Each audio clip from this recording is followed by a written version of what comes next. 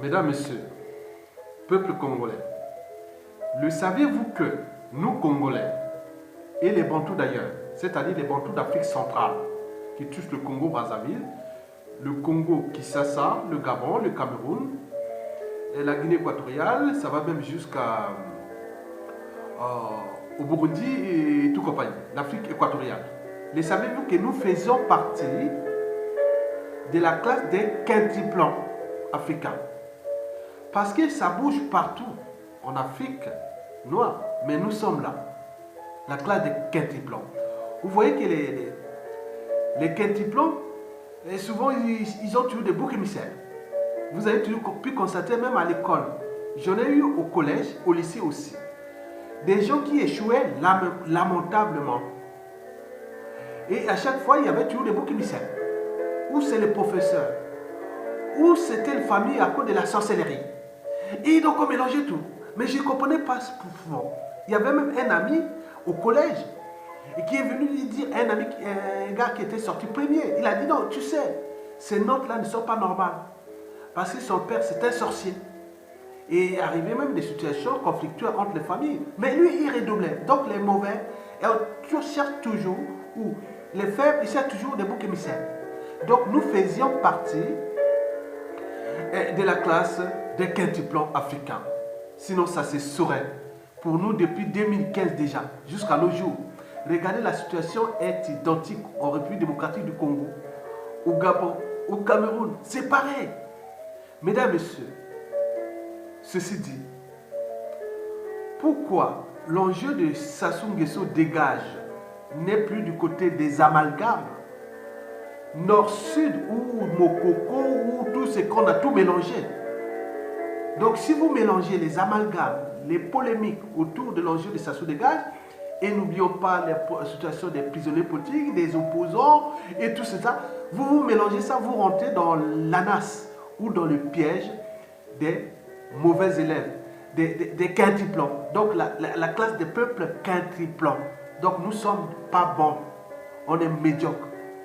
Et donc c'est les raisons pour lesquelles je vais ici vous alerter et éveiller la conscience des uns et des autres de l'enjeu de Sassou dégage. Arrêtons les amalgames sur les opposants politiques. Arrêtons les amalgames sur les dissidents. Arrêtons les amalgames sur nos opposants. Arrêtons les amalgames sur le système Sassou Nguesso, la géopolitique nord-sud, les tribus, les Mboshi, autres. Nous perdons notre temps. Et pourquoi? Parce que ce n'est ni les opposants politiques et dissidents, ni même les prisonniers politiques, et encore moins la géopolitique nord-sud, est-ouest soudanaise qui a permis au peuple soudanais de chasser le dictateur Omar el-Béchir. Mesdames, Messieurs,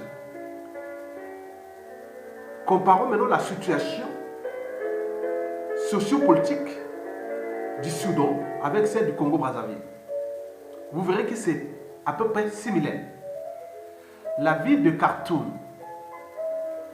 elle est à la ligne de démarcation entre les grandes tribus du nord du Soudan, qui sont majoritairement composées des mélanges ou des métis arabo-noirs, et au sud, majoritairement des Bantous, et à l'ouest, c'est les Darfour.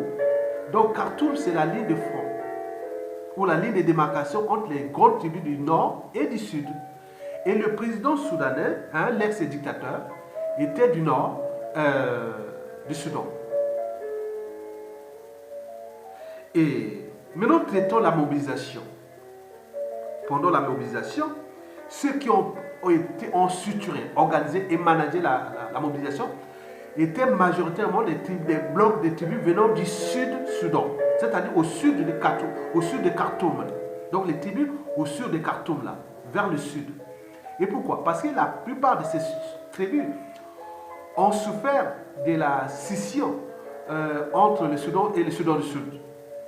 Et donc ils ont mal accepté que le dictateur, l'ex-dictateur Omar Béchir puisse laisser une grande partie du pays aller dans le sud, c'est-à-dire le sud-Soudan. Et ce n'est pas tout. Il y a eu aussi des gens venus de l'Ouest, c'est-à-dire les tribus du Darfour. Vous connaissez les Djadjaouis, les tribus arabes qu'on avait envoyées pour aller massacrer les populations du Darfour, qui s'est révolté contre le dictateur Omar el-Boshi, qui est du Nord. Et donc, qu'est-ce qui s'est passé? Ce sont les sudistes et la coalition des gens de l'Ouest qui ont structuré, organisé et managé la contestation. Donc, ils sont allés chercher les tribus nord du Khartoum et pour les coaliser ensemble pour le dictateur dégage. Donc, la pire mobilisation, c'est-à-dire la motivation, n'est pas venue des gens du nord de Khartoum ou qui sont proches de la tribu du dictateur, de l'ex-dictateur, mais c'est ceux qui sont du Darfour, puisqu'ils ont subi ces régimes, c'est-à-dire les tribus de l'Est et ceux du Sud. Et donc, ils ont structuré ça jusqu'à aller chercher les populations les tribus du Nord et des Khartoum, dont sont originaires aussi les dictateurs. Mesdames et messieurs. Donc, quand on remarque chez nous, c'est pareil. Le pouvoir, soi-disant, est au Nord. Donc, nous, on peut avoir la motivation, la structuration, c'est les quartiers du Sud de Brazzaville, et plus la coalition avec ceux, par exemple, de Filou, et autres qu'on aura pu structurer, et trouver les autres à Mungali, et mettre les gens de la rue. Et pourquoi? Parce que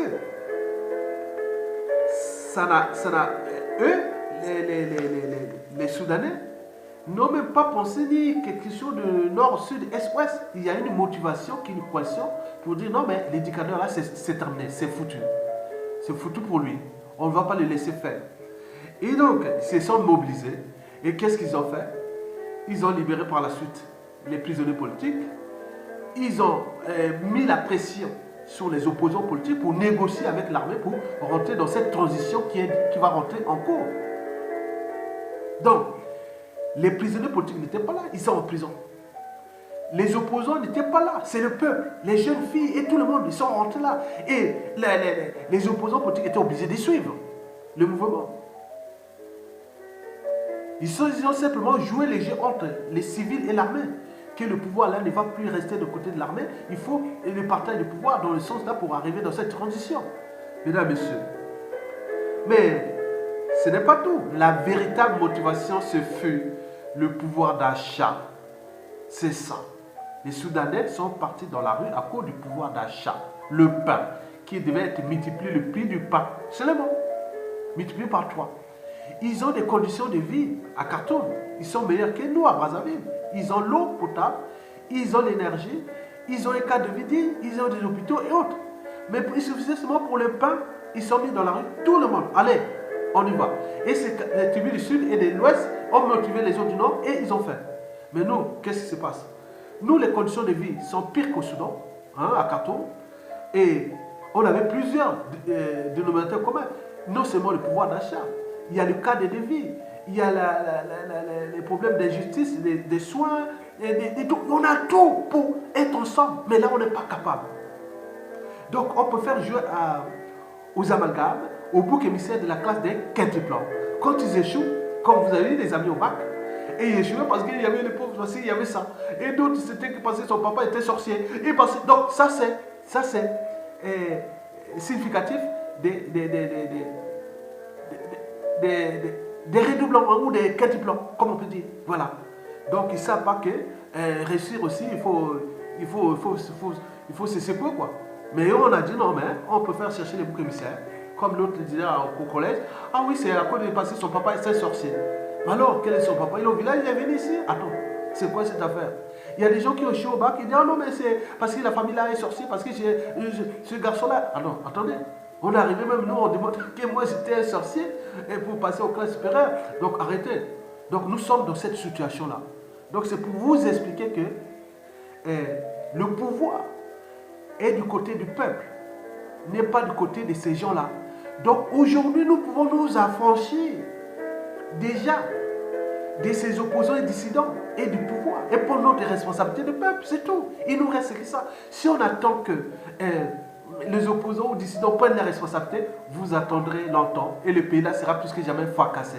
Donc c'est vous le pouvoir. On a pu par exemple voir que Au moment, par exemple, de la négociation, ils ont dit qu'il faut que le système la dégage. Mais nous avions le système Sassou Nguesso aussi. Ce système Sassou Nguesso, en dehors des membres du clan, le reste est composé à 50% des nordistes et des sudistes, de l'est à l'ouest. C'est un système où règnent leurs privilèges, ils ont des privilèges, ils ont des trains de vie dorés, ils ont leurs passifs à cacher, à préserver, et beaucoup font partie des mêmes réseaux francs-maçonniques et qui ont construit des réseaux de flicage et de tout ça. Donc c'est un système. Donc nous, le but est de briser ce système. Mais il faut pas aller, comme on dit, on ne résout pas un problème avec ceux qui les ont créés. Nous, aujourd'hui, c'est de prendre le contrôle de notre pays et par les opérations d'insurrection pacifique. Mais comme nous ne sommes pas capables, et à ce moment-là, ne cherchez pas les boucs émissaires.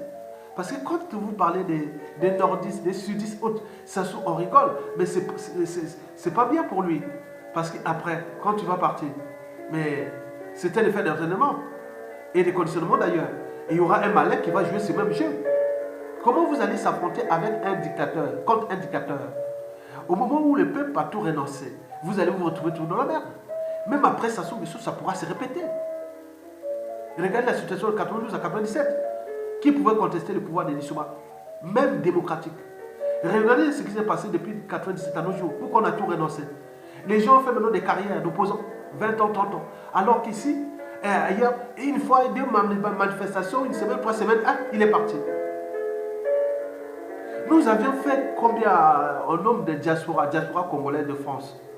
On a fait plus de 200 manifestations déjà depuis 2013 à nos jours. Il est là. Les Soudanais ont fait des manifestations ici en Occident? Rien. Les Algériens, ils ont fait comme des manifestations ici en Occident. Ils ont fait 5 manifestations. 3 à Marseille, 2 à Marseille et 3 à Paris. Au pays, là-bas, ils sont restés 2-3 mois à manifester et il est parti. Donc, il y a eu des relais entre la diaspora et autres. Mais pourquoi vous voulez qu'on continue, qu'on devienne... Attendez, il n'y a pas de carrière de résistant. Moi je deviens comme un quintuplant. Parce que depuis déjà 2012, déjà que nous sommes actifs sur les terrains sur la place de Paris, plus les médias et les réseaux sociaux, mais l'éducateur est là. Il se structure, il se consolide encore. Et tant qu'il se consolide, et comme quand tu seras encore là, le pays là ne marchera plus jamais. Donc on est en train de briser notre pays. Et comme ils ont des modes de fonctionnement et qui ne sont pas ceux de l'humanité, donc leur monde n'est que tourné vers les ténèbres, donc ils préparent les assassinats, ils préparent à fracasser ce pays, ils font la fête. Donc c'est un autre monde. Donc nous devons nous affranchir d'eux. C'est tout. On a des civils, politiques et militaires. Regardez au Soudan. Les jeunes, mais les jeunes, on ne va pas parler de Brazzaville, sinon on va encore rentrer dans les amagas. Ici sur la vidéo, on va dire, ah oui, les jeunes qui sont déjà, qui pensent qu'à l'alcoolisme, à la prostitution, et voilà, donc c'est vrai, c'est vrai. Donc nous sommes quelque part un pays perdu, parce qu'une jeunesse perdue, c'est un pays perdu. Regardez ce qui s'est passé au Soudan, c'est une jeunesse qui est debout. Regardez en Algérie, mais ils ont inventé des placards, mais attendez.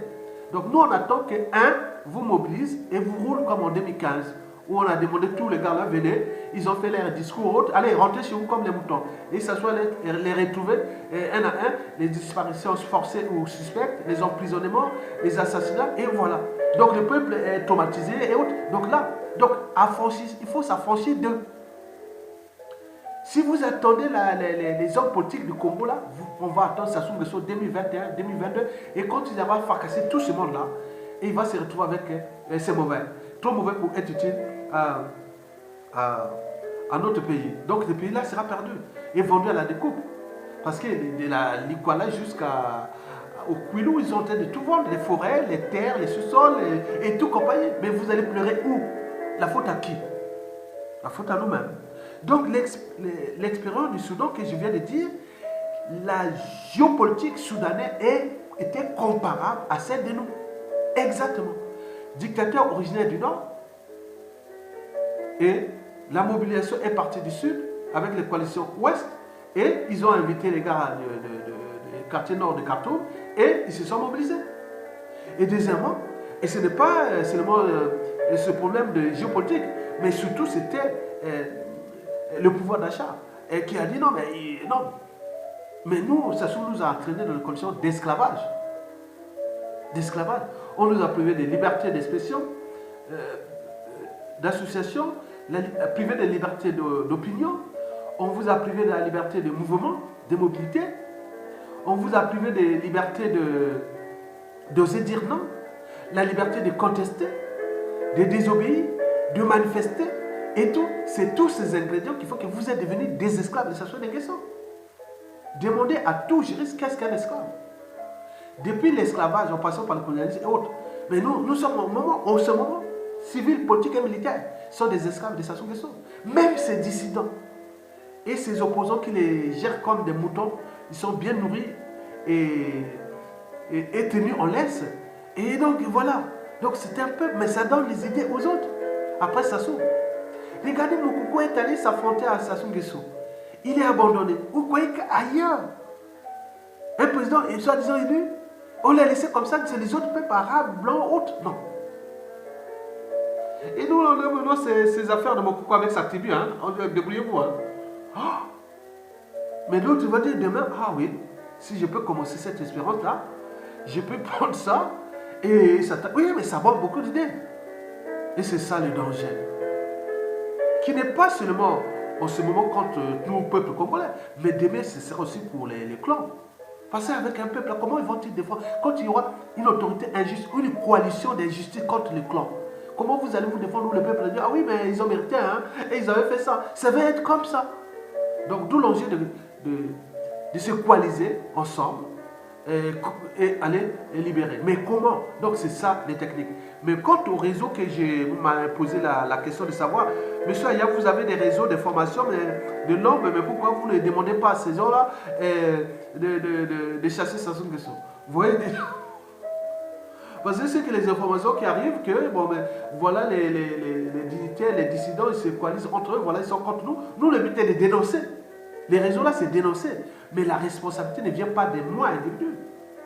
Il vient d'une coalition d'individus qui s'appellent citoyens et prendre les responsabilités. C'est ça. Nous avions des informations qui arrivent que depuis 2015, nous nous sommes roulés, on nous a roulé dans la farine. Et c'est à cause de ces systèmes-là et que nous commençons à les déficeler. Et pour que tout le monde sait qui est qui au Congo-Brazzaville depuis 2015 déjà jusqu'à nos jours. Mais c'est au peuple de prendre la responsabilité. Des structures, on vous a tout livré. On fait maintenant les vidéos maintenant plus courtes. Pour que ça arrive, on dit que les vidéos arrivent à Brazzaville. Bah, structurez-vous. Vous êtes le pouvoir. Le pouvoir ne va pas dépendre de tout le monde. Vous pouvez aller prendre ça les jours-là, comme on a vu au Soudan. C'est des gens qui sont arrivés en rapport de force. Ils ont dit maintenant, devant les militaires, ils négocient. Bon, l'ancien régime maintenant. Et ça, ministre de la Défense, ministre de ceci, voilà la pollution, voilà. On négocie, puisque vous êtes en rapport de force, puisque le peuple est là, il vous attend. Est-ce que le peuple congolais peut rester une semaine dans la rue? Ce peuple de moutons-là, on a vu au RDC. Ils ont donné là, article 64, ils ont fait, bon, ils ont roulé, et donc ils sont là. Donc, c'est une situation anthropologique et sociale, anthropologique et sociale et politique qui est quand même pas bonne. Nous, on n'est pas bon, on n'est pas courageux. Et c'est les dangers après, parce que les peuples qui ne sont pas courageux, c'est des peuples qui ont beaucoup d'émotions. Et souvent, dans les situations d'émotion, quand ils se réveillent, il y a beaucoup de catastrophes. C'est-à-dire beaucoup d'agressivité, de violence et autres. Donc, ce qui peut arriver au clan de Sassou après. Donc, nous sommes là pour éveiller la conscience des uns et des autres que les dangers guettent tout le monde. Donc, si vous prenez cette responsabilité de comparer cette situation du Soudan, vous verrez que c'est identique. La différence, c'est qu'ils ont peut-être une certaine génétique qui n'est pas la nôtre. La génétique de la liberté, de la dignité et du courage. Et surtout aussi la génétique de se structurer, de s'organiser et de coordonner les mouvements. Nous, on n'a pas vu ça au Congo, ni au Gabon, partout. Regardez cela, c'est des peuples comme des moutons. Exactement. Alors que les buffles, et donc ils sont attaqués, ils se structurent. Après, vous voyez, regardez les vidéos animalières des buffles. Vous verrez, vous comparez les lions qui attaquent les buffles et les lions qui attaquent les zèbres, les gnous et tout, vous verrez qu'il y aura la différence. Donc nous sommes comme les zèbres et les gnous. Alors que les Soudanais et les autres sont comme les buffles. Ils se sont structurés, il arrive une situation, on se structure, il n'y a pas de tête qui dit non, on attend quelqu'un. Non, c'est quelqu'un qui prend une initiative, il regroupe les gens, ils vont jusqu'au bout. C'est tout. Pardon. Pardon. Sassou ne peut pas tuer 1,5 million de Congolais à Brazzaville. Jamais. Ne peut pas. Ne peut pas. Surtout quand ils seront mélangés. On vous a donné tous les outils. Comment on peut encore vous donner? Qu'est-ce que je vais encore... Non, mais attendez. Vous attendez quoi? Il est en train de détruire ce pays. Ils ont des privilèges. Ils ont l'air magots du Congo. Ils vivent là. Tout cet argent-là, en grande partie, c'est pour eux-mêmes. L'autre, ils ont mis ça pour les réseaux d'achat de conscience. Et qui même au niveau de la diaspora congolaise de France, il y a beaucoup de Congolais de la diaspora qui vivent de cette économie. On leur donne des salaires et autres. Ils sont là pour affliquer les milliers, tout ça. Ils sont là. C'est des systèmes très malins et diaboliques et sataniques même. Donc, on se croit qu'on a avec des gens qui sont là avec nous pour le même combat, mais en réalité, ils viennent là pour là, et derrière, ils vont prendre les magots, on assure leur train de vie, on paye les loyers, on fait tout. Mais ça devient vraiment pas bon. Ceux qui disent que la diaspora, et ce qui fait que, et pour info, pour les réseaux, elle a reçu des sanctions de sauve. Si ça se termine, attendez. Nous pourrons nous retrouver dans une guerre de diaspora. C'est-à-dire ceux qui vont prendre le contrôle du Congo, ça sera la diaspora venue du monde anglo-saxon. Angleterre, Grande-Bretagne, États-Unis, Canada. Ce ne sera pas ces différents francophones de Paris là. Je vous dis, c'est l'information. Et même, certains même de Paris, ils disent non, si ça arrive la situation, il faut lancer tous les postes clés à ces anglo-saxons et congolais. Parce qu'ils ont d'autres mentalités qui n'est pas celle-là. Regardez, on vous détruit le pays et vous êtes ici, on a la diaspora, on tient de suivre, de traquer les gens. Et donc, attends, quand on envoie les réseaux qu'on a vus, on vient de dénicher, les réseaux de Charles Zachary Boaou sur la plage de Paris. Attends, mais quand j'ai entendu ça, mais c'est effrayant. Les gens, comme se disaient, non, c'est effrayant. Mais combien d'autres réseaux? Et les réseaux de Kolela, de Tchati Mabiala, de Mounari, et de tout ce monde, il y en a tout. Il y en a tellement. Ici sur la plage de Paris, de France. Donc, c'est un labyrinthe. Et donc, par conséquent, à la suite de ça, il faudra s'enfoncer d'avoir cette diaspora congolaise de France et laisser plus de responsabilités à ces Congolais qui ont une autre mentalité anglo-saxonne. C'est-à-dire Canada, États-Unis, Grande-Bretagne, même en Australie, Afrique du Sud. Voilà, donc c'est ça. C'est eux qui vont prendre le contrôle. Ça sera vraiment une libération. Parce que c'est une autre mentalité. Parce que ceux qui sont sur la plage de France, je vous dis que c'est minable et c'est dangereux. Parce que le système Sassou Nguesso n'est pas aménageable. Il amène cet achat de conscience. Si on n'achète pas la conscience, il apporte les empoisonnements, la mort. Donc il faut faire attention. Donc c'est un milieu qui devient pourri sur la plage de Paris, de France. Donc l'espoir est du côté anglo-saxon. Et ce qui va arriver et devra arriver. Mais en attendant, comme l'œuf, quand il est brisé de l'extérieur, la vie s'arrête. Mais quand l'œuf est brisé de l'intérieur, les bonnes choses arrivent. Je reviens sur le Soudan. Le Soudan s'est libéré, il n'y avait pas de diaspora, manifestations ou autre partout. Non, c'est parti à l'intérieur. C'est-à-dire l'œuf est brisé de l'intérieur. La vie est sortie. Regarde, ils sont en train de négocier un nouveau Soudan. Et qui ne dit pas que dans l'espace et le temps, ils pourront se réunir avec le Soudan du Sud, dans l'espace et le temps. Donc c'est fait une parenthèse de cet ex-dictateur. Mais nous, on nous gave sur la géopolitique, les amalgames, les doublons, les nains. Non, attendez, c'est terrible. Si vous rentrez là, vraiment, c'est comme si les gens sont programmés pour ça. Donc ceux qui viennent à jouer des amalgames, c'est les gens qui sont entraînés et conditionnés sous emprise du système. Sassou, ils sont bien financés, on les finance. C'est des gens qui sont venus là pour ça. Ils ont pris pour assignation les médias et les réseaux sociaux, puisque les manifestations sur point, ils ont tous saccagé les associations. Maintenant, ils sont maintenant sur les médias sociaux. Et donc, ils viennent là pour créer ça. Donc, c'est comme un acharnement contre votre propre pays. C'est la réalité. Et dans ces conditions, ça crée un climat de méfiance et de défiance. Et ce n'est pas bon pour les relations sociales. Même politique, le combat. Donc, on ne sait plus qui est qui. C'est pas bon. Nous avions laissé un président élu, emprisonné et sans prendre des responsabilités. On a déplacé le problème vers les tribunaux. Mais quoi, prenez votre responsabilité. Les nordistes, prenez votre responsabilité. Et donc, mais non, attention, je dis, qu'est-ce qu'on disait encore? Bon, donc, vous voyez, au Soudan, on en rigole. Quel est ce peuple? En Algérie, on en rigole. Quel est ce peuple? Et ailleurs dans le monde, on rigole du Congo. Votre président emprisonné, mais ce n'est pas qu'au Congo. Regardez au Cameroun. C'est pareil. Vous avez vu comment RDC, on a voulu faire sous Fayulu. Et il y a eu des gens qui ont commencé à dire on se met dans la rue. Il a laissé, ils sont en train de se préparer pour emprisonner Martin et Fayulu. Mais ils savent que c'est des détonateurs. Tu as vu comment les gens sont motivés. Mais parce qu'il y a maintenant un gars qui est libre et qui tient. Et s'il n'y a pas ça, nous on n'a pas eu ça. On s'est retrouvés en 2015, qu'on croyait que nous ensemble, on était des gens qui avaient déjà tout vendu. Ils avaient déjà vendu leur programme. On s'est retrouvés dans les pièges. Et là, on rentre dans les amalgames nord, sud, est, ouest, les Sassou, les Bossi, les Makwa, les Larry, Congo, les gars du pôle. Donc là, l'art de diviser pour régner. Et ça marche. Et ce sont encore là. Mais pour combien de temps encore? Donc, je vous demande de prendre votre responsabilité. Au lieu de rester dans la classe des quintuplons et continuer à semer des amalgames, des polémiques et autres. Donc, je ne suis que là pour vous alerter, éveiller votre conscience. Je n'étais ni dans le pouvoir de Nissouma, ni de Sassou Nguesso. Donc, je suis un électeur libre. Et donc, je donne là. Donc, on peut me demander, bon, ailleurs, en tout cas, comme si j'avais des réseaux. Non. Les réseaux, aujourd'hui, quand on parle des réseaux, les réseaux, surtout quand on dit que certains Congolais ont des réseaux énormes. Non, non, non. Demain, ce n'est pas les réseaux.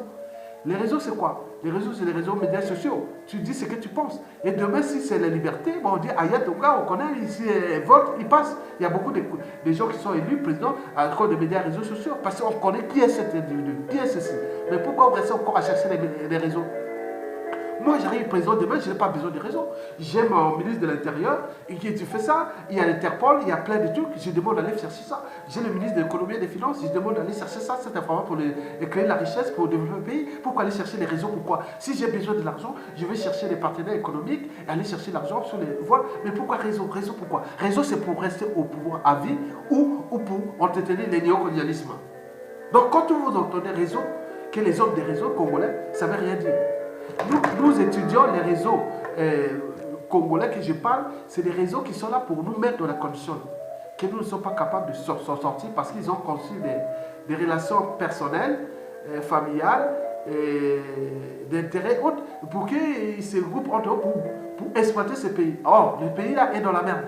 Donc ils se demandent où est-ce qu'on va se retrouver après. Donc ils se soudent. Donc nous les savions, ils sont du nord au sud, de l'est, ouest. Moi, mesdames, messieurs, tous qui viennent faire les contradictions, mais dimanche on vous donnera les officines là. Ils sont entre eux, du nord au sud, de l'est à l'ouest. Si vous rentrez là, donc on ne va pas rentrer là-bas comme ça. Alors que nous, après Sassou, on peut rentrer dans un pouvoir comme on rentre dans un moulin. Il suffit d'avoir une volonté politique, il faut d'avoir des compétences, il faut d'avoir un état d'esprit, et on rentre. Mais là-bas, on ne rentre pas comme ça. Que vous soyez du nord, du sud, si tu n'es pas franc-maçon, si tu ne fais pas partie des mêmes privilèges, si tu n'es pas le plus médiocre possible, et si tu n'es rien, c'est leur système. Il est comme ça, il ne changera jamais. Donc Sassou sera là. Parce que dans toute organisation, qu'elle soit État, entreprise ou association, quand il y a un dysfonctionnement, c'est celui qui a la tête qui en est responsable. Donc, le poisson par la tête, toujours par la tête. Et qui se ressemblent, s'assemblent. Donc, c'est des écuries, c'est des oligarchies. Ils sont maintenant pris dans leur propre piège parce qu'ils sont en train de fracasser ce pays. Donc, on ne sait pas les lendemains. Donc, ils se situent et cherchent les moyens. Donc, nous devons aller comme les Soudanais. À défaut, les gens vont situer les rapports de force qui ne vont pas tarder à arriver. Donc, c'est une question de temps parce que le capital du peuple, c'est le temps. Mais le peuple, c'est qui? On ne sait pas, c'est vous et nous et qui? Et beaucoup des agents de l'ordre qui sont rentrés maintenant dans l'ordre pour trouver, pour briser ce système et en même temps aller directement mettre ces choses qui sont hors d'état de puisque le peuple n'a pas pris ses responsabilités. Mais bien sûr, il prendra ses responsabilités au moment où il y aura un leadership qui va arriver par hasard parce qu'il est en train de structurer. Ça va partir, il doit partir. Mesdames, Messieurs, je vous remercie et à bientôt.